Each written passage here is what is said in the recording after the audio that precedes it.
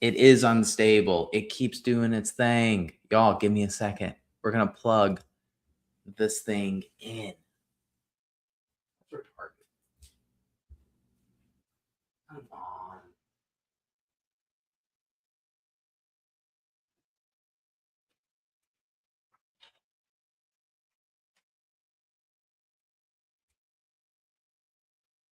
Yeah, that's no fun, guys. That's no fun. What the heck? What the heck? What is going on? Apparently, my internet's being ridiculous, guys. Apparently, my internet is being ridiculous. So let's see if we got to switch on over. Let's see what's going on. I mean, y'all, that's fast. That's super fast. So, what's up? I think we're good. I hope we're good. If we're not good, let me know. If we are good, also let me know. Let me know what's going on. It's Thursday night, Thirsty Thursday. For some, not for this guy. But we're just hanging out, having a good time. Gonna check in and see what everybody is up to on this Thursday night. So, what's going on? Are you a participant of Thirsty Thursday? Are you going out with your friends tonight? Or are you boring like me? I'm an old man. We're about to wind it down, put the head on the pillow, go to sleep. But first, we had to come hang out with everybody on the live stream. So, what's up? How's it going? I was craving food earlier today, but we made it through. We pushed through the craving. We made it to the other side. And I'm happy for that. I'm excited about that. And here we are. Here we are. We made a lot of progress today, guys. I am super happy with how much productivity we got done today. We crushed it. We recorded a bunch of videos, a bunch of long form videos on YouTube, edited, made them nice and pretty. It was good. We did not work out today because it was a rest day, but that's good because we're going to be recovered for tomorrow. So we're going to train tomorrow, and that's going to be good. But we crushed the productivity today. Just took dog outside to go to the bathroom. So that's super cool. We're starting to wind it down. We got the bright lights in our face, but not for long because we're going to go to bed super soon. Just kind of reflecting on the day, wanted to come hang out and chat with all my online friends. So drop a comment, ask me a question. How was your day? That's my question for you. What did you do today? What was the high of your day? What was the low of your day? Let me know. What was the best thing that happened to you today? The best thing that happened to me today? I don't know. I don't know. I have to think of that too. My biggest win, what did I say on my daily audit? When I was thinking through it of my biggest win of today, it was my workflow, like the productivity. I'm telling you guys, like I was so productive today and it was smooth. Like it didn't feel chaotic today. It felt very, not only was it productive, we had a good return on our time investment, but it just felt smooth, right? Like it didn't feel like we were like dodging bullets, putting out fires, like throwing mud at the wall, that sort of thing. It was just very like mellow, very mellow. So that's super cool. What else? What else? But is that the best thing that happened to me today? Because those are different things, I feel like. I feel like those are different things. So we've got the biggest win, but then what is the best thing? We went on a walk and that was really cool. Talked to my daughters, that was also really cool. But what else? I don't know, guys. I just don't know. But here we are. We're hanging out.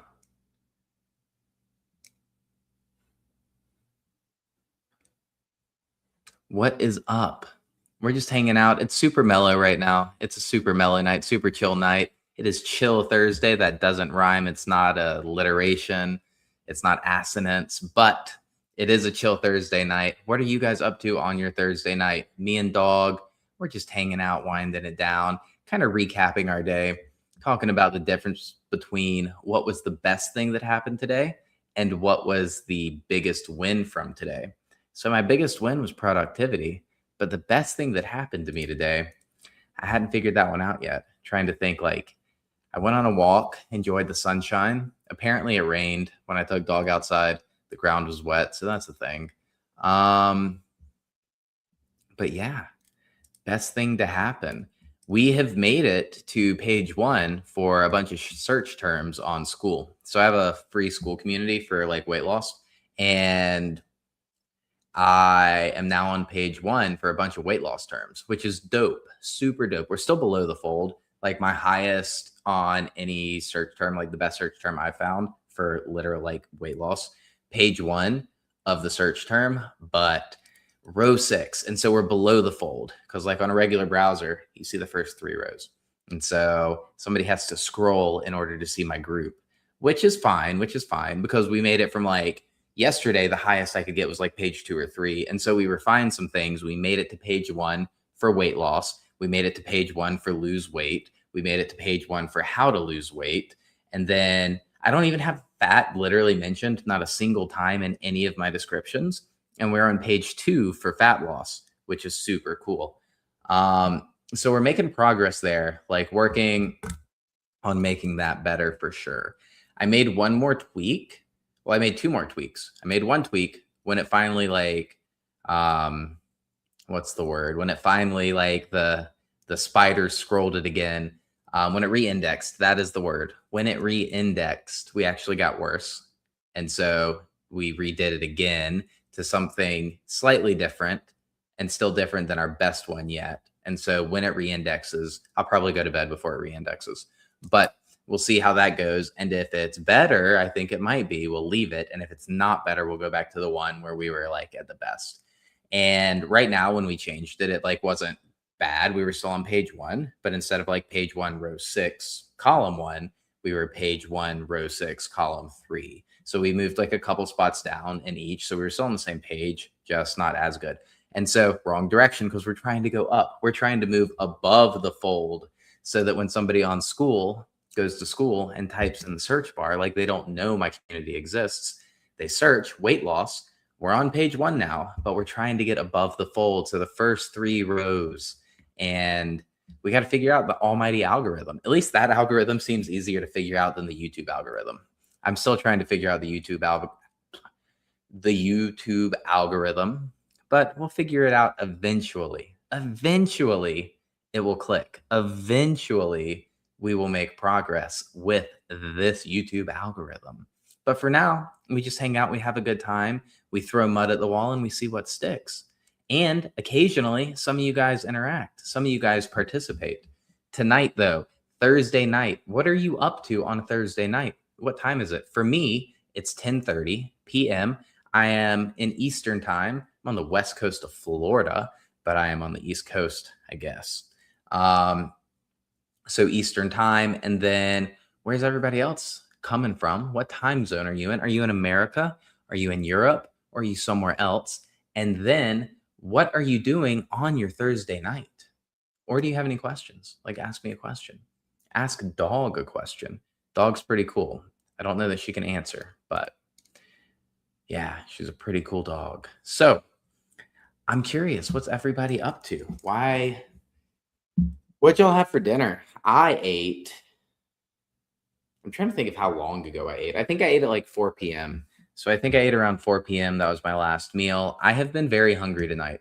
So we dropped calories by about 150 calories a few days ago. And so I've been really hungry since then. Like increasingly hungry. And so I definitely look flatter today. But for sure like leaner than the past day or so. So like even though like I look less attractive, less aesthetic. Aesthetic's the right word. Aesthetic's the one I was going for. I feel like I actually looked better like yesterday or the day before, but we're eating less and we're eating less carbs. And so like a little less full, not a lot less full, but it's 150 calories. So it's like let me do the math. Yeah. It's like 40 grams of carbs. So we cut like 40 grams of carbs out of our diet. Like, of course it makes sense that like we would lose a little bit of fullness, but that's okay. We're managing 4 calories. So, and we'll see how it all ends up. We constantly adapt, right? It's like the more rigid we are in our thinking, the more rigid we are in our actions, the way worse it pans out. Like we need to like run the algorithm of our life. The algorithm of our life needs to be prepared and needs to have accounted for the variables that are inherently chaotic, right? Life is chaotic. So our operating system should be adapted and adaptable to chaos, to future unknown events, right? To things that we can't really predict, but we know how to navigate stressful situations. And so, yeah, guys, if I eat at night, what do I eat? I don't eat at night. So, um, what is up? If I eat at night, what do I eat? I don't eat at night. So it's exceptionally strict and regulated, regardless of whether I am tracking my food or not. And so, like right now, the phase of life that I'm in, we are tracking food. We've been tracking food for about a little over 2 months. So since like the beginning of January, we've been tracking our food, and it's very boring. It's very repeatable. It is 2 meals a day. Even when I'm not tracking, when I eat out like 24/7. So I lost my first 75 pounds from just eating out, and there was nothing like I literally never tracked, never counted calories, never tracked macros, literally didn't even care. But the two habits that I changed, the biggest one was eating twice a day. And the habit stacked on top of that was I never snacked outside of meal times. So I didn't restrict, like I was mindful, right? Like I didn't just like stuff my face with food when I would eat food, but I was mindful. Like while I was mindful, I still didn't restrict. Like if I wanted, like if I went to Olive Garden and saw something on the menu, like Olive Garden has calories on the menu. So if I saw something that was like 2,400 calories, I still got it because I wanted it, right? Like I made rules that were easy to follow, but when followed consistently, they made sense long term, right? Because you don't go to Olive Garden like every night. But the biggest thing is not snacking. So like in the past year, I don't know that I've snacked outside. Like I haven't ingested food outside of mealtime maybe like 5 times in the past year. The most recent time was Valentine's Day weekend. I would consider that probably a binge. Consumed an astronomical amount of calories the Saturday and Sunday of that weekend. But yeah, like we don't snack because it's like a faucet, right? It's like you have a crack in your faucet. Like you didn't like turn on the faucet and turn it off. You have a crack in it. Or have you ever tried to like cut a water pipe? Like like a 2-inch water pipe has insane amounts of pressure. Or have you ever seen somebody bust like a 12-inch water pipe? Like it's enough to like blow the road up, right? And so think about like that, right? Like that's how much pressure exists inside of me with food noise. And so we just don't crack it, right? Like yeah. Yeah. That's how I rock and roll. That's how I have found the most success. And that's how I was able to be consistent, right? Consistency is key, way better than any amount of like white knuckle amounts of like effort. And like it's not that hard. I've had that conversation with so many people recently. And that sounds like really unfair. It sounds like, oh, you don't understand what it's like. But in all seriousness, I've never, ever, ever felt that anything in my life was as easy as this has been recently and as this is right now. It's very different. Like I struggled for years, guys. So I got fat when I was in high school. I went to boarding school. I gained an astronomical amount of weight. My little sister, who's 3 years younger than me, she quit talking to me. Like she didn't even recognize me. And then I yo-yoed. I've never been this lean, but I yo-yoed up and down, and it just like gradually got worse. Like every up was higher than the last up, and every low was higher than the last low. So it was just this like getting worse over time until March of 2025 was my heaviest weigh in ever, 257 pounds. And like the just how much effort it would always take in the past to even be like a little bit successful. And then all of a sudden, like the mindset was just so different that it was like it truly was like a divine intervention sort of thing, and it was like mindset and spirit more than anything. Like obviously the physical transformation is very cool, but it's like the emotional maturity that accompanied it is probably the only reason there was any success. Like literally the only reason. Because it's just so different. Like it's never been this way ever. And it feels like meaningful, and it feels like I have changed and I have evolved, and now like this is like an entire, like it's like I'm living a new life. I mean, I really am. Like it's wildly different. So just breakfast and lunch. So when I started this, I would do lunch and dinner because for me and a lot of people that I've talked to, it's easier to do intermittent fasting like in the morning. Like you wake up, you start your day, you're busy, blah, blah, blah, and you didn't break the seal, right? Like so it's easier. You don't have to deal with like the indulge and then cut it off because you haven't had it yet, right? And so you eat your first meal at lunch, your second meal at dinner, and that's it for the day. That worked really, really well until it didn't for my schedule. Now my schedule, it makes more sense to do it like breakfast and lunch. And they're kind of spread out. So like right now, most days when I eat around 9 a.m. for my first meal and I eat around like 3 p.m. for my second meal. And so about 6 hours in between meals. Um, the way that works is typically like my morning appointments start at 10 a.m. And so what I'll do is I will eat at 9. Well, I'll start cooking at 9. I'll eat at about 9:30. That gives me time to like get finished, cleaned up, ready for my appointments. I'll run all of my morning appointments and then I will go to the gym at like 12. And so go to the gym, train, typically like an hour to an hour and a half in the gym, and then we'll come home, cook my next meal like 3 p.m. and then we'll deal with everything in the afternoon after that. And so that is how I run my schedule right now. And it works well. Some days it's earlier, some days it's later. On days it's earlier, I typically don't get very hungry. On days it's later, I manage that well too. But the way I eat my second meal is I eat it right after I work out. So like I finish training on rest days, like it doesn't matter. I still stick to the like same time frame basically. But on training days, I work out and then I come eat my food. And I found that that helps me feel, it just helps me like kind of re-regulate, right? But it works out well. And so yeah, right now I'm at like 2850, so 2,850 calories a day. We just lowered it a little bit from like 3,000. So we're reverse dieting, right? And so the game plan is to get around like 3,200 to 3,500 calories a day as our new maintenance. And so we're working our way up from about like 2,400, and we had gone up to 3,000. We probably went a little quick from like 2,800 to 3,000. Performance in the gym is amazing.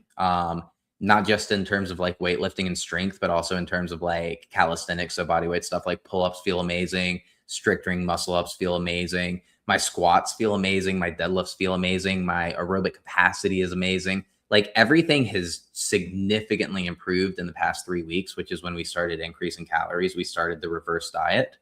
However, I think I took that a little too like overzealously. And so I just bumped from 28 to 3,000 too fast, not like in a crazy way. And we adapted like pretty quick because again, we've gotten much better at reading the data. We've gotten much better at just being flexible and kind of just going with the flow, kind of going with the current, making sure that we're still moving towards our goal, but also making sure that like, again, like it's not going to kill us to be flexible and make last minute changes. And so that's what we did. And so we lowered calories a little bit, but we're just vibing. So it's working out.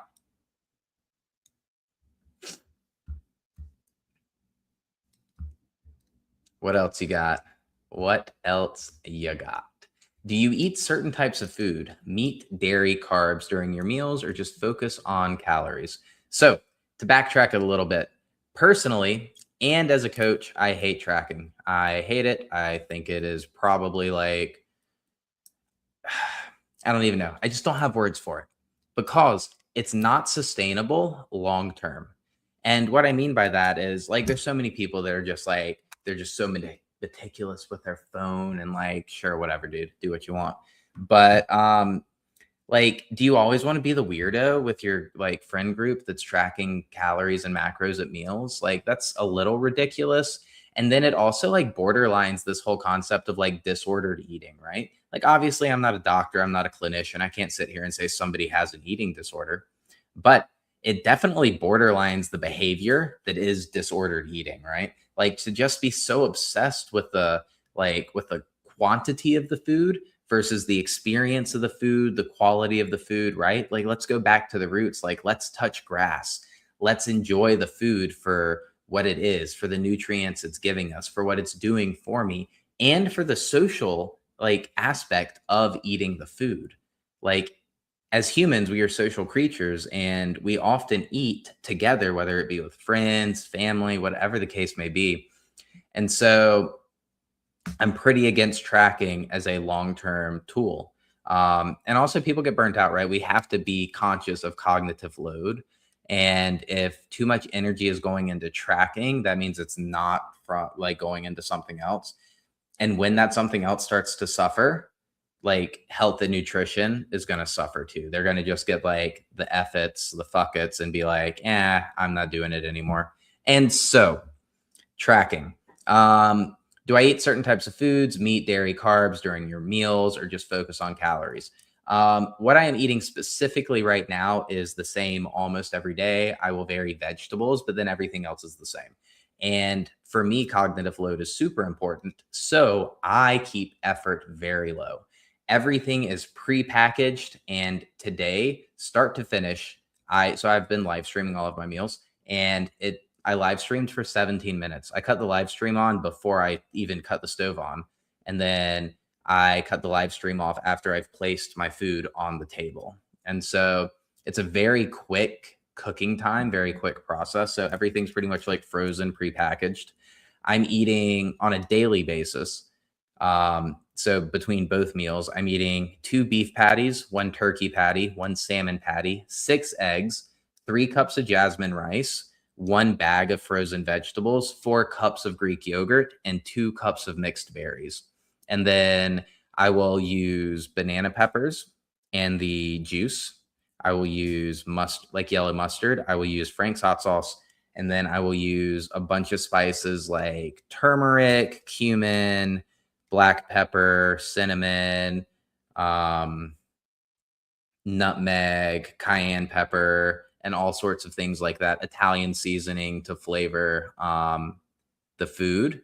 And based on how I feel in the moment, I will use like varying amounts of each, right? Because they're pretty strong flavors. And so if you use like a ton of cumin and nutmeg, it's gonna have like a very dark flavor. Versus if we use like a lot of turmeric and cayenne pepper, it's gonna have more of like a light flavor. Still like equally as strong, just like very different flavor profiles. And so that is pretty much that's like you split that even down the middle. I do 2 cups of the jasmine rice at like my first meal and only one at my second meal. And then I don't do vegetables at my first meal and only at my second meal. But it's like, I think it's like 5 servings of vegetables in the bag. Like typically it's like 3.5 to like 5 servings of vegetables in that. But I don't avoid food for the sake of avoiding food. And I was actually talking to a client about that today, about the idea of like, we don't want to demonize certain foods. We don't want to demonize carbs. We don't want to demonize meat. We don't want to demonize dairy. We really need to take like, what is my goal? And let's reverse engineer to where we're at. And how do my daily actions support the journey towards that goal, right? Um, so for instance, like I'm not eating pasta because like it's too hard to cook. Like that's kind of the only reason I'm not eating pasta right now. If somebody was like, "Hey man, I'm Italian and I got to eat pasta.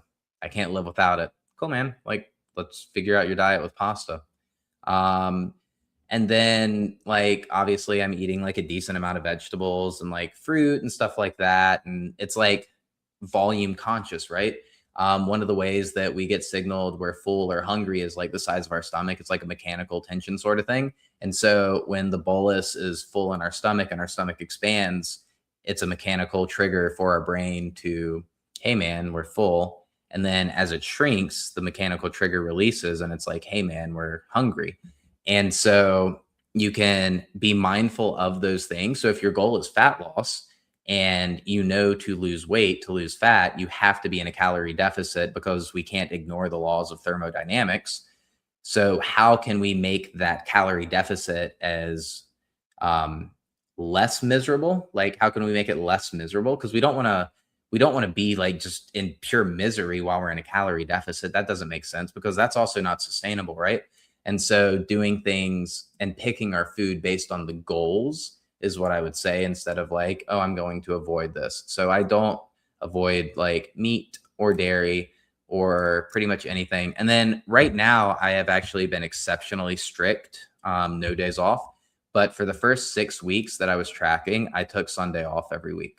And so while again, I didn't like eat to my heart's content, um, I did not track on those Sundays. I did not drink alcohol. However, when I would go out to brunch, lunch, dinner, I would order whatever I wanted on the menu without restriction. So, like, we've been going to a restaurant in Fort Lauderdale, Casablanca, and it is delicious. And I've been getting like soup, salad, meal every time I've gone. And so it's things um, like long-term compliance, sustainability, repeatability. It really is simple. But you got to figure out like what works for you and why it works, or like how it works. The why isn't as important, but like the mechanism of action is meaningful. So, ooh, did I answer that question? But I will give you an example. So I was talking to a member of my group today. So I run a community on school focused on like weight loss, health, gym, stuff like that. And I had a member talking about how like macros confuse them. And I was like, cool. Like they obviously gave me more context than that. And I was like, cool. Like I don't actually think we should start with macros with you. I think that we should make a list of foods we like and don't like and kind of create these like skeleton templates of like, cool, let's eat a little bit of this and a little bit of this and a little bit of this at like every meal, and have a really rough idea of how many calories we're shooting for, but not have him track that. Like talk about it as a team. So like coach, client, we talk about it, we brainstorm. Okay, you like these foods? Okay, I think this is kind of the direction we're heading in. And then you try it, you're compliant with it, and then you give me feedback. Are you hungry? Are you not hungry? Are you bored? Are you not bored? Is the weight going up? Is the weight going down? Is the weight staying the same? How's your bowel movements? How's your pee? Are you waking up in the night? How's all these things? And then like I make the adjustments and you just like comply with it. So that's another really cool way to do it, where you don't, again, you don't really have to track, because we can start to recognize these patterns of, okay, well, my meals should like generally look like this. Like I should have like a piece of protein about the size of my palm, and I should have like some vegetables about the size of like a scoop of my hands at every meal. And of those vegetables, I should try and have like 3 different colors at every meal, because if I eat 3 times a day with 3 different colors, that'll put me at 9 different colors. And like, so I'm probably getting some good like variety in terms of like the micronutrients on top of the macronutrients, and things like that are rules that we can really start to live by, in the direction that I want to live by, and the direction I want to encourage the people I work with to live by. Because again, I think tracking forever is ridiculous. I think it's absolutely ridiculous, and it's nothing that anybody should ever aspire to. It's like saying like you should aspire to be a meth addict. No, you shouldn't. Like, why would you ever want to be a tweaker and like look out the blinds for the rest of your life because you think somebody's like coming to get you? I don't want that for anybody. And so I don't want people to become obsessed with calories and macros. As an example, I'm working with a girl right now, and she's obsessed with calories, and she's having a really hard time like stepping away from that. And I don't know that she will. I don't know that she ever will. It might just be one of those things that like she has to learn it the hard way, or maybe it's just one of those things where it's like forever. I'm not giving up hope, but it's tough, like for sure. So it is tough. I see you said great example, but I actually don't know what example you're talking about. I'm having a very hard time concentrating right now. So the fact that I feel like I'm doing a decent job staying on topic to answer your questions, like I'm pretty proud of myself right now, but a little distracted. So it's the way the cookie crumbles tonight. And speaking of crumble cookie, oh boy, I've been wanting food, guys. I've been wanting food. What else you got? Your questions are amazing. So I appreciate your questions and I appreciate your feedback as a great example. But I would also like to know what was the example because I feel like I gave like 3 examples back to back. But yeah, we'll see. We'll see. Hmm.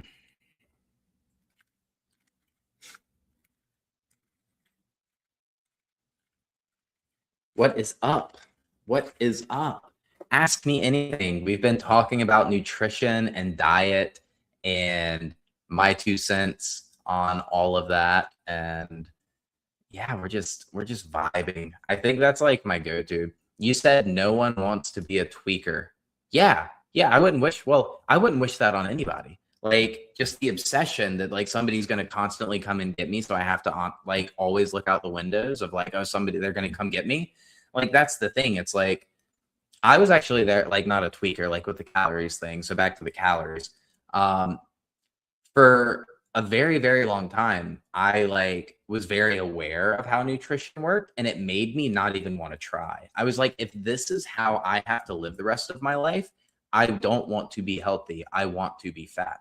Because at least I if I'm fat and I accept that and I'm just like, I don't care about how I like look, then I don't have to care about calories and I don't have to be conscious of them as I eat them.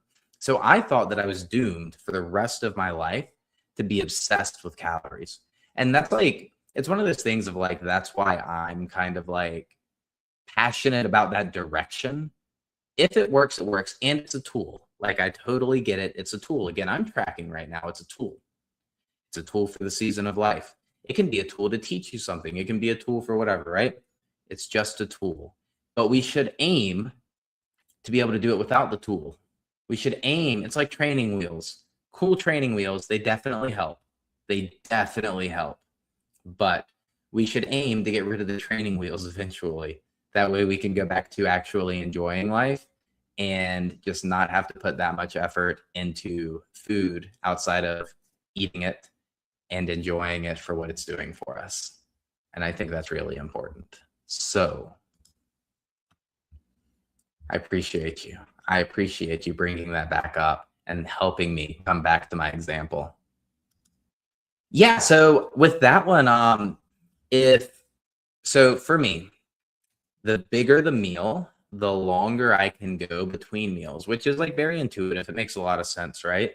But it's almost disproportionate in how it affects me.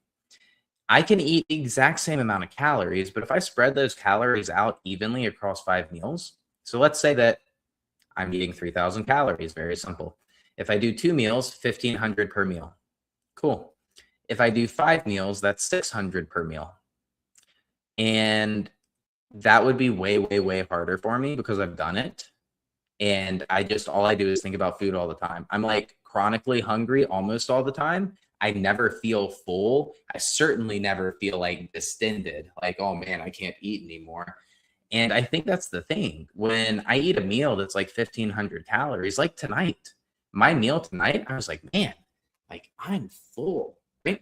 And I'm still hungry right now. Like I've told you all guys, I've been hungry all night, but like I ate my 1,500 calories and I was like, goodness gracious, like I'm super full, guys. And so, um, if you're having a hard time with not snacking between meals, it would probably be a good indicator that something is not perfect in those meals. So maybe they're too calorie dense, like it's the right amount of calories, but it's not enough volume, right? Like that mechanical tension in the stomach or the speed of the gastric dump. So once the food goes into your stomach, like how fast is it going from your stomach into the duodenum, the first part of your small intestine? I have a 5 month and gained 40 pounds, having the hardest time losing weight, but I do snack all day. Yeah. So snacking for sure. I'm a big fan. Like again, like I've been there. Well, I've never had like I have children, but I've never birthed children. Um, and so like, but yeah, yeah, yeah.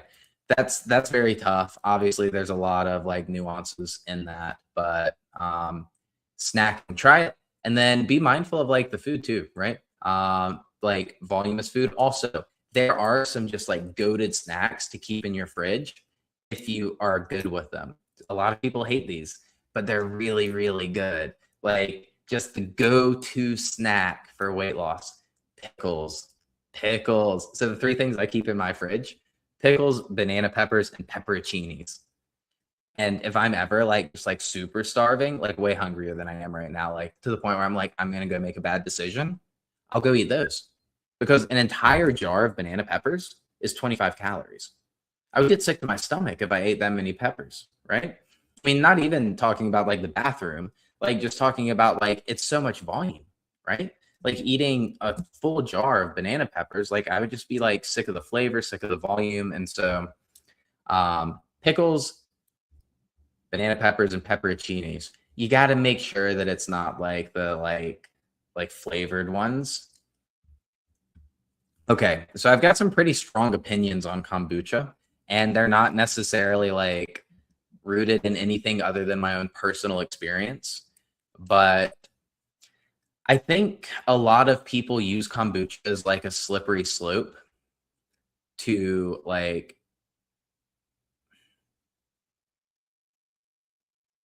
I personally stay away from it. I know it's fermented and fermented is fantastic. I'm a big fan of cultured and fermented foods. However, I think that there's some like what's the word? Transference. Again, I'm not a clinician, but I think that there's like some projection or transference of like addictive behaviors that is why so many people like get addicted to kombucha. And for instance, like if you down a kombucha and like blow a breathalyzer, you're above the legal limit in the US. Like it's like super straightforward. It doesn't last very long and you definitely like don't feel tipsy or buzzed, but like anyway, so there's that. And then so I just stay away from it. Like I drink alcohol. I have alcohol in my kitchen. Like I'm not like anti-alcohol. I'm not averse to alcohol. I just again, it just feels like a slippery slope. And I try to stay away from slippery slopes. Like if I'm gonna drink, I'm gonna drink. If I'm not gonna drink, I'm not gonna drink. And like, why would I want a gray area on that? So that's that. Smoothies, it really is like it's up to you. However, oftentimes for me, smoothies are not super voluminous. And I'm not, again, like I like feeling full. So it's a big thing. But a lot of people love them. They're also super easy. And I am the biggest fan of easy. The easier it is, the more likely you are to be compliant, right? Um, and so if you don't have time to sit down and enjoy a full meal because you have a 5-month old, like maybe a smoothie makes the most sense, right? Like compliance, sustainability, long term. I also like I'm a big fan of diet drinks. So a couple things real quick. I'm a big fan of minimum effective dose. So what's the least amount of effort we can put in for the return on investment that gets us to our goal, right? It doesn't have to be perfect. It just has to be good enough. So minimum effective dose. And then I'm also a fan of harm reduction.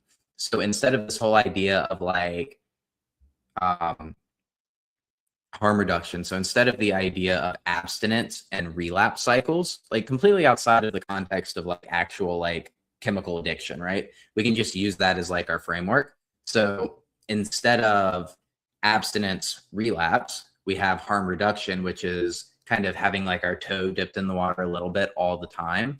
And so, because I don't like these like extreme cycles, right? Like we're going to be really strict in the week and really relaxed on the weekend. Again, that starts to push us towards that like binge behavior, that disordered eating. And it's really easy to slip down that slippery slope and get so far away from where we were. Where if we just didn't have such extreme rules and such rigid boundaries, that we would likely feel more fulfilled day to day, week to week, month to month, quarter to quarter, etc. And we would be less likely to go on these extreme binges. Also, like I know somebody right now who feels very, very trapped in their life. and they are doing exactly what I'm talking about. Like they actively talk about how they don't want to drink. They actively talk about how they want to lose weight. They actively talk about all these goals. And yet because they feel so trapped, like they're like trying to break free and they're kind of like going wild. It's almost like manic behavior, right? Like there's things like that to be mindful of. And so the idea of harm reduction when it comes to diet drinks, right? More chemicals probably means more bad. Less chemicals probably means less bad, right?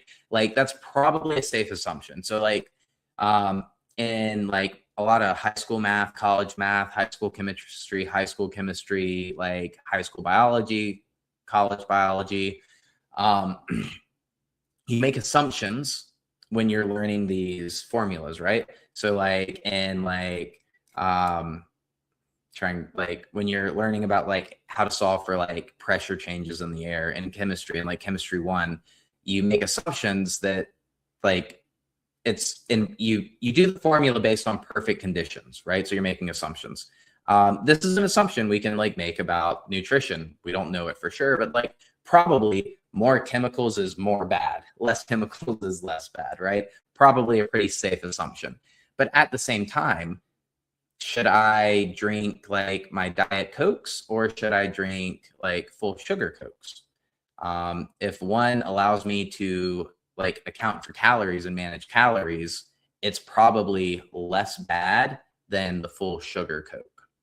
Um, because being over fat is quite bad for us, right? It's very inflammatory. There's a lot of bad side effects. There's a lot of really long-term side effects, not only short-term side effects, but things like that. So it's like, how can we reduce the harm? Because we're all going like to the same place at the end of the day. Like we all end up in the dirt.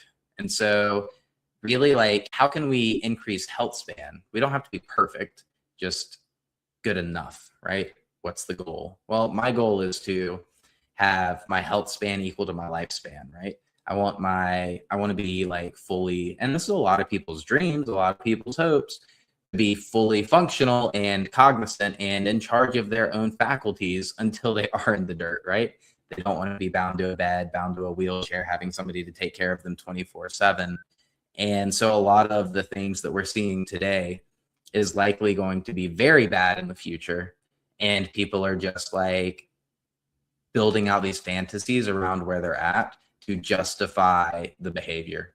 And so, how can we reduce the harm? We don't have to be perfect, man. So that was a tangent. And that was like some like word vomit. That was like, I have some pretty strong opinions on certain things. And I don't know like how free to be with those opinions on live streams, you know? People like authenticity, but at the same time, like some of these opinions are like just my own opinions, like they're wackadoodle poodle. So we got to be mindful of that, right? What else you got? And did that answer the question? What about drinks? Were we talking about like, um, well, I'll tell you what else I do. On those Sundays that I go out with my friends, I know that it's very hard to hit high protein when you eat out. No matter how hard you try, it's very hard, very hard. And so, especially if you're eating like meals, you could always be like, hey, chef, can I have a chicken breast boiled in water? Of course, you can do that anywhere you go. But that's not like on the menu. And like, why would I go out and eat food if I'm going to ask for a boiled chicken breast? And so, in that, um, I will go to like Target and buy protein shakes, like pre-mixed, pre-contained protein shakes. That way I know I'm hitting my protein goal because right now in this phase, we lost a lot of muscle mass in the last year, like a lot. And that's okay. We lost a lot of weight. Like I'm not complaining. And I'm stronger than I've ever been. So like things are working well.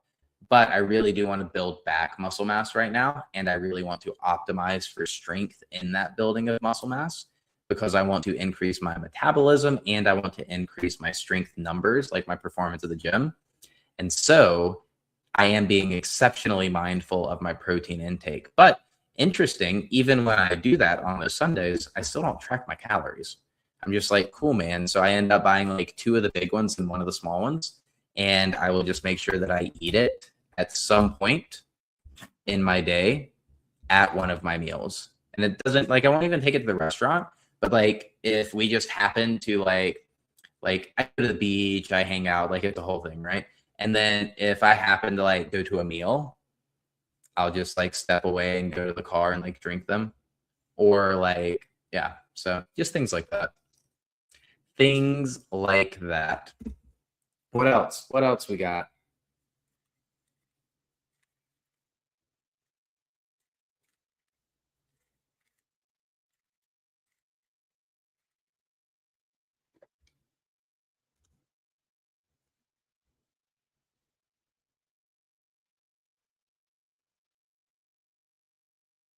Yeah, so okay. I forgot that I should read that out loud. I'm really new to this. Like, I don't know. Yeah. So I'm gonna read it out loud. So for a woof, I gotta get better at reading these two. It's rough. So bear with me. I appreciate your patience. So the for an everyday thing, focus should be protein first, veggies, then carbs, anti-inflammatory spices. Sounds like they are a good choice, water and tea. First thing I would focus on if so okay. It also like it's how you look at it, right? Like the nuances, like take it with a grain of salt. Even though, like I said, I'm anti-tracking, we still have to live by the thermodynamics thing, right?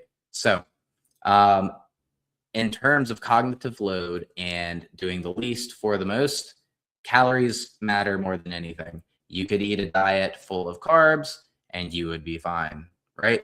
Like there's nuances to that. It's not like that's oversimplified. Like again, take it with a grain of salt.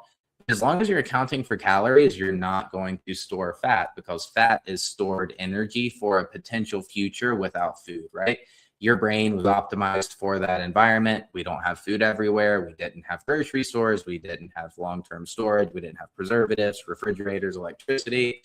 And there's just a different, like, it was just a different time, right? And I mean, like, a way, like, not in recent time, like, way long time ago. And so our brain is optimized for preparing for a potential future where there is no food to ingest. And that is why we store fat, right? So fat is energy storage for that future. And as long as you are making sure that you're eating less or equal to than what you are burning, you will not store fat. So calories are king, right? Calories more than anything. Then the order you said is pretty good. So then protein first. I would also say we actually want to manage for fat too. A lot of people demonize fat. Definitely don't demonize anything. However, hormones, you need fat, you need to consume fat. Just blanket statement, every man that I work with, I would say, let's start with like 100 grams of fat. Every woman, I would say, let's start with like 70 grams of fat, right? It might feel like a lot, but we need hormones to run well for like every process in our body to run well. For sleep, hormones. For hunger cues, hormones. For sex, hormones. For being happy, hormones, right? Like, so we need to make sure that like things are functioning well. And then, so I would say like protein, fat, everything else is carbs, and to like your experience, right? Um, for me, if I do very high protein and relatively high fat and very low carbs, I feel very, very, very satiated. As soon as I start to increase carbs, my hunger goes up like a lot. Carbs make me hungry. And so that's just a me thing, right? That could be like my learned experience from using carbs as like a security blanket growing up, or from like genetics, or a combination of both, or something I haven't mentioned. Um, so what types of fat? Whatever types of fat you like to ingest. And again, one of the things is like probably natural is better, and probably like unnatural is worse, and probably like, yeah, that sort of thing. So I would probably do like animal fat and like extra virgin olive oil, and probably stay away from like seed oils and margarine and stuff like that. But again, everything within reason, and calories are king. So if we're accounting for calories, then the type is far less important. Doesn't mean we shouldn't pay attention to, and it doesn't mean it's something we shouldn't strive for. But calories are going to be the biggest, like your energy, your body storing fat is the biggest indicator of those health markers, right? And yeah. Yes. What else? You got all the good questions. You're a rock star. You're crushing it tonight.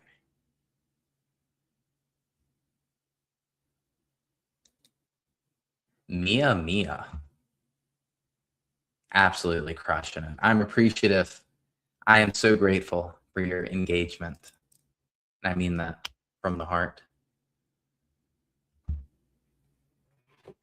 Also, it is toasty in here, guys. It is so toasty. I don't run the air conditioning when I'm recording a video or live streaming because it's loud. It is loud. What about exercise? What about exercise? What's your jam? Do you exercise at all? I would start with just walking, especially like sun up walking. So I'm a big fan of walking. I personally love it. I multitask while I do it. I listen to an audiobook and I walk. And then when I get bored of said audiobook, I will switch over to like working from my phone. However, not everybody can like afford to go on walks for like infinitely long times. So like 20 to 30 minutes first thing in the morning, time it with the sun coming up. Like sunrise 6:39, start your walk at like 6:39. And then do 20 to 30 minutes. What that's going to do is it's going to allow you to get the like light exposure and the red light and minimize the UV so that we like don't get all the bad, right? And expose as much skin as possible. That's going to be rock solid for like hormones, vitamin D, like all that stuff. Super dope. And then also we're getting steps in, right? Then on top of that, I would say strength train like 2 to 3 times a week. And what a lot of people don't believe, or they're super shocked, is for the entire past year, I only worked out 3 times a week at the most. A lot of times I worked out less than 3 times a week because I like to travel. I like to go do things, right?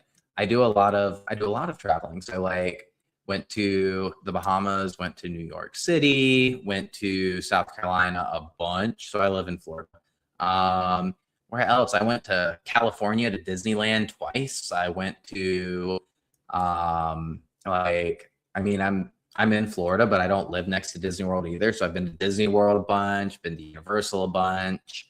I just like, I travel a lot. I like traveling. And so I prioritize my personal life over, I prioritize the things I enjoy over exercise, even though I enjoy exercise, right? I love working out. Like with how much I work out, like it would be ridiculous to say I don't love it. And at the same time, I like spending time with people more. And so given the opportunity, I'm going to go spend time with people.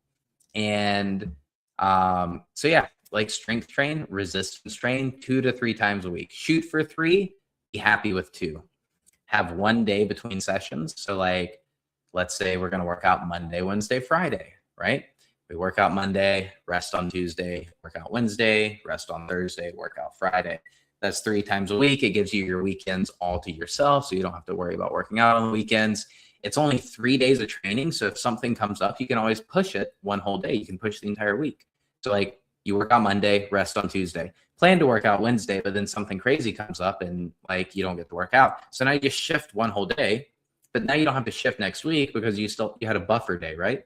And so you train on Thursday, rest Friday, train on Saturday, rest Sunday, and then the very next week is back to normal. You're doing train Monday, Wednesday, Friday, right? It's super easy, right? It's very adaptable.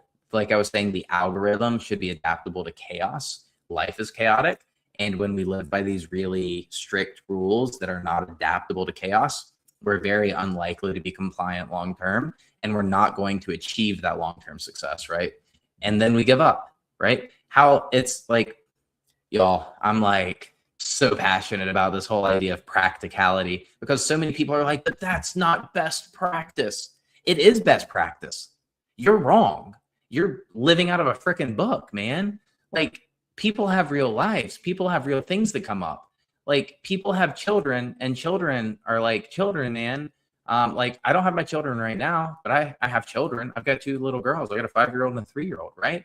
Like, um, things like that. Like, life happens. And so the plan has to be adaptable to that. So strength training, long story short, strength train, shoot for 3 times a week, resistance training, be very happy with 2 times a week. And like, that's it. Now, how does that look? You're going to run the skeleton. You're going to do full body workouts all the time, every single time, especially if your like training age is fairly young. If you're not a professional athlete or a professional bodybuilder, pretty much what I'm about to say applies very well, right? And so strength training, what your session looks like, you're going to be able to knock it out 45 minutes to 60 minutes, so an hour or less every single time. Makes it super easy. If we need to condense, we can condense, but typically it's about a 60-minute session. You're going to come in, you're going to do a 10-minute warm-up, right? General warm-up, treadmill, elliptical, bike, whatever. Just get the blood flowing, increase the core body temperature, start pumping blood to the joints where blood flow is typically restricted. Now, generic warm-up. Then we go into an activation. The activation is specific to the exercise. Typically for most people, it's going to be like glutes and shoulders. So we do like 3 rounds of an activation. It takes about 2 minutes. Hello, what is up? How's it going? And then, woof, woof, woof. My clicker's not working, man.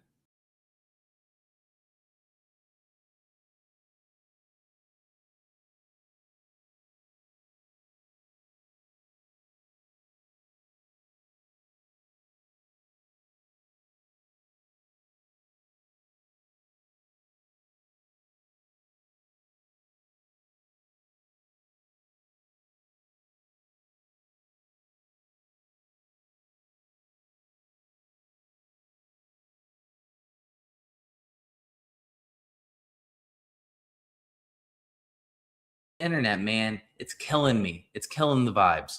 So, lower body strength, that could be one of 3 things. We're either going to squat, we're going to hinge, or we're going to lunge. We're going to do one on each day. So, if we squat Monday, we hinge on Wednesday, we lunge on Friday. Super simple, right? We're going to do 3 sets of like 5 to 8 reps. Just super simple, progressively overload week to week. And then after lower body strength, you're going to do upper body strength.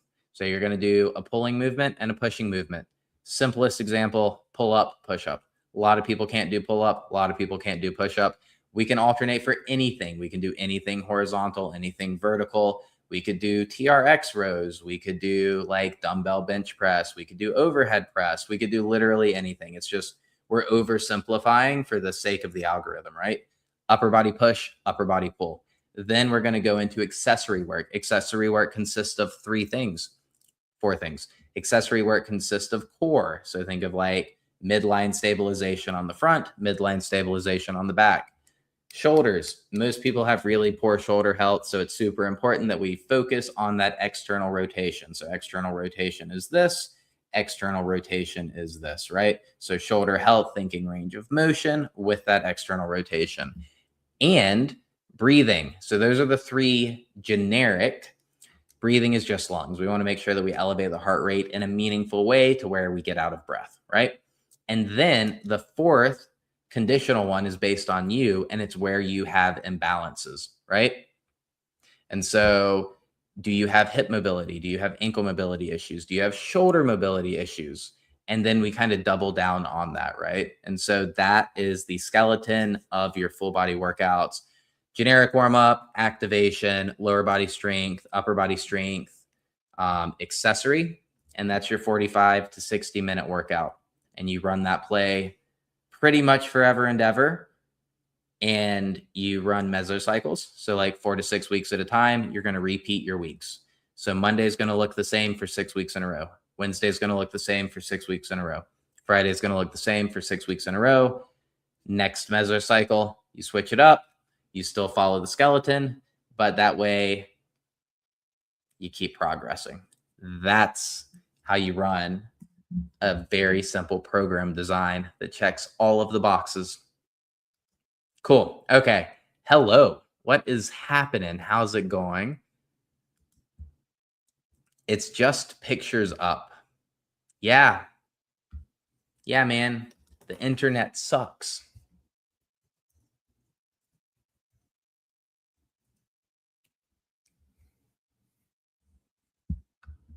But somebody comment and let me know if like you can hear me, because I don't know what that it's just pictures up. Does that mean that you can't hear me? Does that mean that you can't see me? What's going on? Somebody give me some feedback.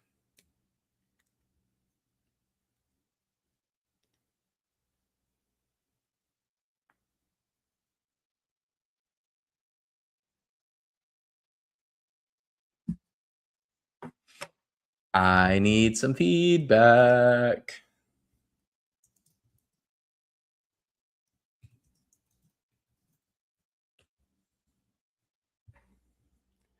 I don't know.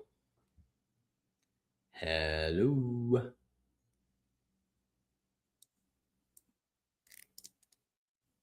The internet, guys. It's a bummer. It's a real bummer. And the thing is, like, do I keep talking?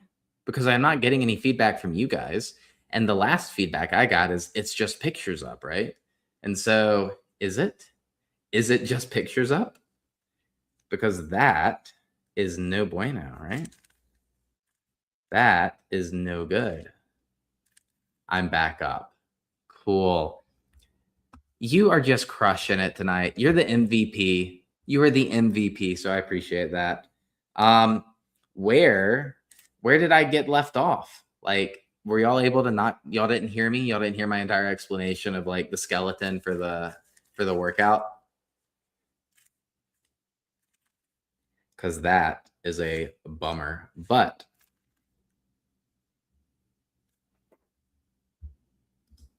hello, hello. So I lost the weight in it's been less than a year actually. So in March of 2025, I hit my heaviest weigh-in ever in my entire life, 257 pounds. And then I didn't start working out until April 14th of 2025. And I put zero effort into anything before that. Like I had no intention of changing.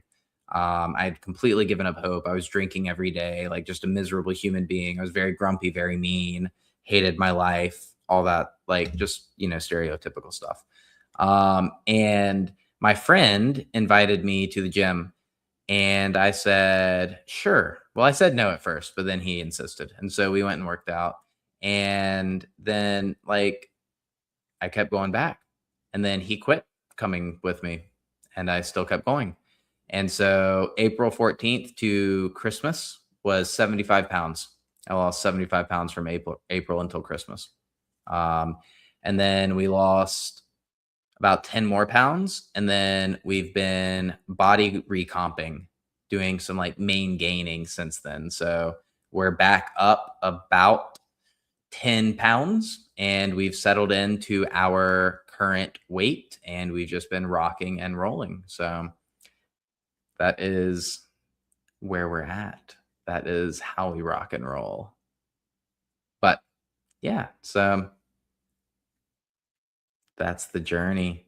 And it was in spite of everything. Guys, I don't know if you guys did I do any cleansing or detox? Losing weight. Losing weight is the detox or the cleanse, but no, nothing like specific. Um, Congratulations. I just hit my all-time high weight and I'm just now starting a diet and exercise regimen. That's super dope.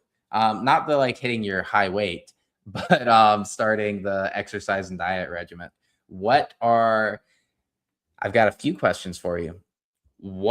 How long has it taken you to get to this point? What caused you to start a diet and exercise plan? And where did you find one? Was it YouTube University? Was it a friend? Was it like a personal trainer? Like tell me all about it. All the details. Don't leave a single detail out.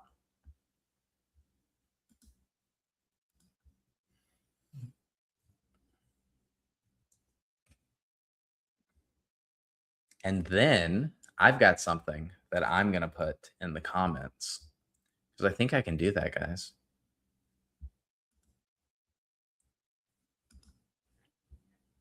Right? The internet really is bad. Like my internet's not even loading. That's ridiculous.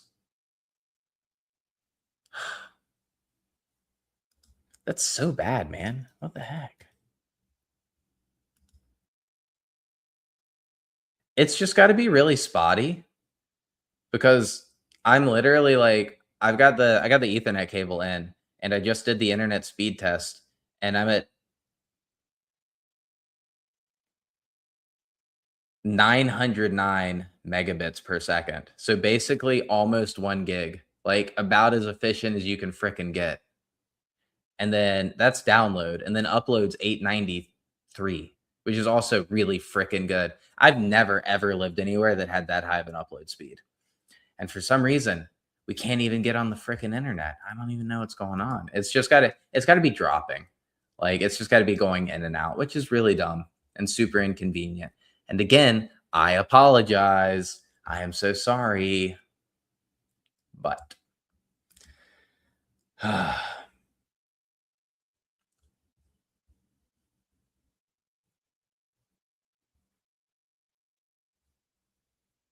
yeah, so medic dog, silly dog. She's hot too, and probably dehydrated. But I put this weight on recently over the past 6 months. Unfortunately, I put on about 85 pounds. It was mostly due to medications I was told to take, which rapidly increased weight gain. And also, you're leaving me on the edge of my seat. And also what?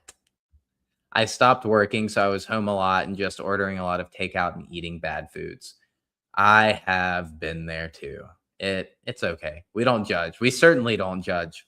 Um, and that was like, God, freaking DoorDash and Grubhub, and those were like that was my go-to. That was my go-to. I'm genuinely surprised that I wasn't significantly heavier than I ever got. It's I would say it's like borderline miraculous. I can really put down some food. Like it's crazy. But 85 pounds, like you can do it. You can get rid of it. You just got to be consistent and like figure out like what makes the most sense. It's all about sustainability and repeatability. I said, I don't know how long you've been here, but I said that like for years, like years, I struggled with consistency. And so I would yo-yo a lot. I'd lose it, gain it, lose it, gain it, lose it, gain it. And I was never able to achieve the success that I actually achieved this time. And I tried harder. Like it was way harder for me to achieve less success. And now it's just like it's part of like my being. It's like my spirit animal. We just vibe. Like I was talking to a friend the other day and they were like, "You're so much more mature than when I met you." And I met this person like pretty recently. And I was like, yeah, I've changed a lot, like even since having met them, which is cool. My life like turned upside down. So for those of you that don't know, in September of 2024, I was fired. And then, so I was married and we had 2 kids. Whoa, a degree in culinary arts and understand nutrition very well. So I have the knowledge of how to eat cleaner and what food to eat, when to eat and how fast, etc. In my past, I used to be, ooh, I'm excited. So I would say to that, I had the know-how too, and I think that made it worse because I judged myself so much, like literally so much. There was so much like guilt and shame, and there was so much self judgment and self loathing, right? Like I was just like, I was mean to myself. I was really mean to myself. And so that's hard. That's a hard place to be. Be careful of that. Like I know you know your stuff. I get that. But be careful of like the trickiness in that. Like that is tough. And I used to be a kickboxer and I would also do immense amounts of cardio. So I know how to exercise as well. Yeah. Yeah. I feel like I'm telling you, the guilt and the shame around that, that's the tricky part. I I don't know. For me, I hated that. So, but if This is the second time in my life I've been really heavy. First time I was just like you said you were. I was depressed, mean, grouchy, and drinking every day. Yes, yes, I was depressed, mean, grouchy, and drinking every day. Absolutely. And yeah, so what happened was I got fired in September of 2024. And then we sold our house. So I was married with two kids. We sold our house and we moved to Florida. And then we had a rental house and we ran out of money and we couldn't afford the house and lost custody of the kids. My wife left me. And then I bounced between like hotels, motels, couches, and my truck. And I never thought I would see the day where I slept in a car. And I did. And I have many a times. And it's not been my favorite thing in the world. And now you can see we're obviously housed. We're in an apartment and it is a nice apartment and I love it. And the humility, though, the freaking humility that came from I remember the first time I ever slept in a car, I was embarrassed. Like, I was literally embarrassed. I was so embarrassed to sleep in a car the first time. And then it became like, even though it wasn't like, it would be for like little, like very short spurts, like maybe one night or maybe like 3 nights at most. Um, but it just became so normal that it was like, like I knew where to go. I knew how to do it. Um, but that humility of being knocked down to like the lowest of lows that I could ever imagine, it changed my life for the better, like for the so much better. And so that's really cool. Like I'm grateful for that. And I would have never, ever, ever thought prior that I would be like, yeah, man, I'm glad that I got homeless for a little bit. I'm glad that I had to sleep in the car. And like, like obviously I wasn't like homeless is a strong word. Like, though I had no home and definitely slept in the car because I had no home, um, like, I still had a gym membership. I still, like, had place to, like, do my laundry, whether it be, like, a laundromat or, like, a friend's washing machine, um so I would use that word sparingly in describing my housing situation. Um You're absolutely right, though. It's been depressing with the guilt and shame about all of this. I can barely go out and around people now. Yeah. Yeah, dude, it's a wild ride. It's a wild ride. So, I hope you stick to it. I hope you make some progress. Early wins are important too. Again, like you probably know this, but I'm a huge fan of stacking early wins. If we can engineer really small wins, like, hey, tonight I'm going to go to bed before midnight. Small win. Pat myself on the back, give myself a big old high five for that, right? Something like that. Just something silly, but it makes you feel better and it makes you way more likely to be compliant on the next win. So that when my alarm goes off at 7, I don't hit snooze. Or when I don't want to shave in the morning, I still shave, right? Like the small wins. Because I hate shaving. I hate shaving. I hate facial hair too, but I hate shaving. And so, like, stacking wins. Yep. Stacking wins and the environmental thing too, right? So super important. Um, wow, brother, that's some painful stuff. Separating from someone with kids involved, that can take a serious toll on the heart and soul. Yes, it can. Yes, it can. Honestly, sleeping in your car and struggling is an example of rapid life skill gains. You gain so much knowledge from the experience and the pain, and it happens in such a short period of time. Yeah. Yeah. So I was like, when I tell the story, I'm like, well, I really had two choices. I could like give up, lights out, or like not give up. Those were kind of the two paths. And obviously, like, we're here. And so I chose not to give up. But there were days like, and I use the word divine intervention because like divine timing, because I'm not sure it would have turned out the way it turned out had certain people not been in my life. I had a really good mentor that was able to give me a lot of guidance in this, and really help teach me the skill of like emotional regulation. Again, I was a jerk and I was grumpy and I definitely was emotionally dysregulated like all the time. And so very short, like very short to get angry. And it wasn't conducive for like work. It wasn't conducive for home. It wasn't conducive for anything. And I was just always so like judgy and mean and anxious and just all these really negative things. And um, having somebody who is very skillful at the practical side of things and um, yeah, it was super cool. It was super cool to have somebody be able to like guide me through that. So very grateful for that. Um, but yeah, it's tough and like super, super quick skill acquisition. It's like, cool, man. I don't know if I can afford groceries next week. Better figure it out. Cool, man. I might run out of gas. Better figure it out.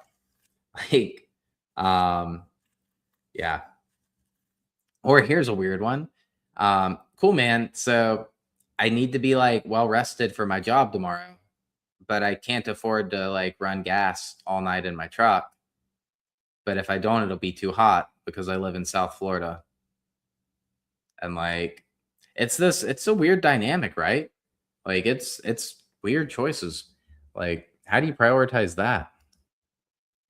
I think those people you met were probably pivotal and extremely helpful, but I personally believe that unless someone is with you every second, then the credit is owed to yourself because you're always leaving us on the edge of our seats, managing all that time on your own. Yeah, maybe a little bit. Like, of course, ultimately the success or the fail point was up to me, right? Like I was the keystone to the arch. However, um, definitely like helped me in the right direction, right? And even just a sounding board, like having somebody to talk to, especially in that time, like that was lonely. Like that was whack. I also hated being alone. So like hated it. I was not just hated it. I was terrified to be alone. And now I live alone. Live alone, die alone. That's kind of depressing. Like I don't really think that, but like I'm alone so often now, just like me and freaking dog. I had dog the whole time, like me and dog. Um, she's definitely been an anchor. Like we'll put dog in there, right? Like me and dog. Um, she's super cool, but yeah, just tough, very tough.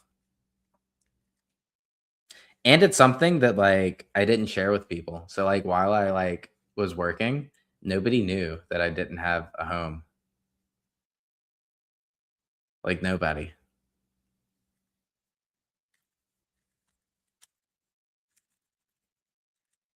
I don't know. I don't know if they know now. Like I know they don't watch my YouTube, but I messed up the Rubik's cube, guys.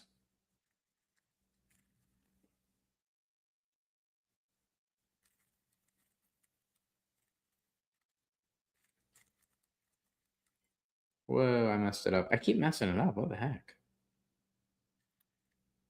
Huh.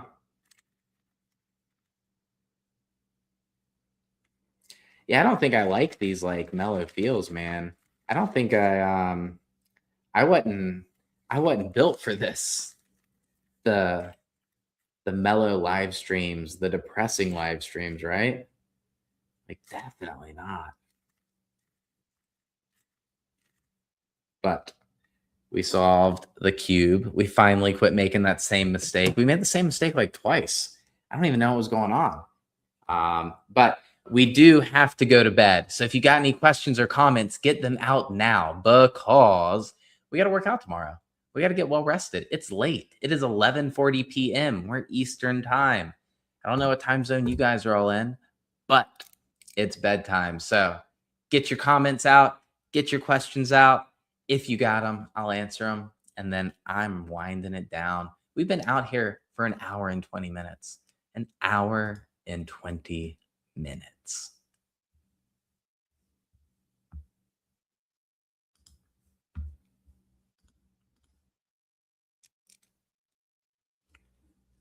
No need to share it with anyone because most people won't understand it. I'm not saying keep it a secret that you are homeless, but some people attach a stigma. Ink, they hear homeless. Yeah, for sure, people attach a stigma, but that's definitely why I didn't share it for like obviously like a very long time. But I am in this like right now I'm trying to like grow into this like authentic person, right? With conviction. And so that's like the next era of my evolution, I think. I could be wrong, but figuring out the right dosage of authenticity and conviction and things, right? So it's where we're at in life. It's what we're practicing. We're practicing the skill of putting ourselves out there, and that's going to be a wrap. So I appreciate it. I will be back tomorrow morning for the daily audit. We do it every morning. It's a journal prompt, just 4 quick questions, and then live streaming all of my meals. The meals, guys. I like live streaming my meals. I feel like that's way more entertaining than sitting right here, but it is what it is, right? With that said, you're an extremely impressive human being. Thank you for sharing so much. I've only been on here for maybe 10 minutes, and I know, edge of the seat. Thanks for all the info. I will definitely incorporate all of the small changes. Glad I came across your live. Have a good night. Guys, I am here every night. Come across it again. Follow the channel. Help support me. That's all I need from you. It's super simple. But the best bang for your buck is free. The community link right there. I run a school community on the school platform. It's a free weight loss group. It's super, super dope. I'm in there all day, every day. All of my one-on-one clients are in there too, which is why I'm in there because people are paying me. You just don't have to pay me. It's totally free, group calls, all that stuff. It is available in there. So check it out if that's something you're interested in. I think it's super helpful. I want to help as many people as possible because here's the thing. I know, I know, I know that I'm not the only one who has ever lost hope, right? Like I want to be the beacon of hope at the end of their tunnel, so to speak, right? Um, I want to potentially like inspire somebody, be able to share information with them of like, here's where I was. I've been there before, buddy. Like I've been there before. And I'm like making light of it a little bit right now, but I really do like it sucked. The last year really sucked. It had some really, really crappy pain points. And so I don't want other people to have to go through that or sit in that as long. And so that's what I want to do with my life. That is what I want to do. That's the path we're on right now. Oh, I got to read your two back to back. And it's clear that you're quite talented, strong, intelligent, and kind. Best of luck, my man. Good night. I appreciate it. I appreciate the words of encouragement. I appreciate the support. I appreciate the engagement. And I am going to bed. Good night.